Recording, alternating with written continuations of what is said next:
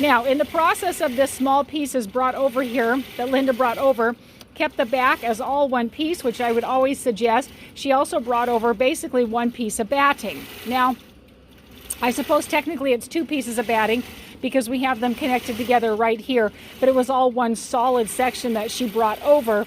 And because of that, I'm able to easily run these together. I'm doing the exact same design on both of them, and I'm literally just running from one to the next. Occasionally I have to do separate designs or separate colors in them, but loading them once makes a difference. And thankfully she left not only her back all as one piece, but her batting all as one piece. And yes, there is kind of this seam right here. There's this disconnect. What she's done is put on seam tape. This is the back side. I just kind of rolled it over right there to grab with it.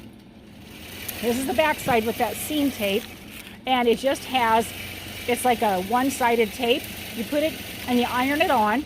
You pull off the tape on one side, iron it on where you're going to, and then here's this other piece that just waits, and you just pull this off when you're ready.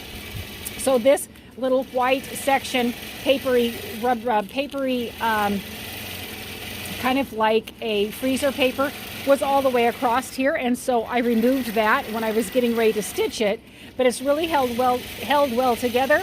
These edges are butting right up against each other. They're not going to come loose. My stitching is going directly over top of all of that opening right there. There's no way that's going to pop open. It's going to be fabulous. So we have many ways to be able to create Frankenstein batting, and that's one of them, is using a seam tape all the way across it. You can literally just butt them up against each other. They don't overlap at all. There's nothing inside here that I can feel that feels any different than just having regular batting right there. It's going to wear beautifully. It's going to go through the wash. And of course, all my stitches are covering it up right there. So lots of tips and ideas about leaving your backing together and also connecting your batting. Now, if you have small pieces of batting, you can always bring them over, not too tiny, but small enough to make sense, large enough to make sense, I guess. I can connect them together here. I may put a tiny overlap, but I normally try to get it into a seam section where it's not going to cause any challenge with the quilt itself.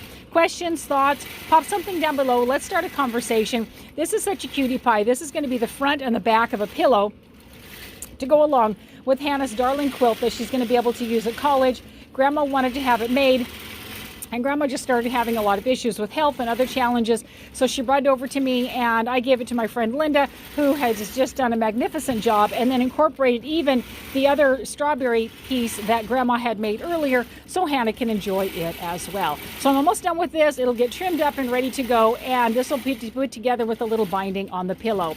My friends, make it a great day.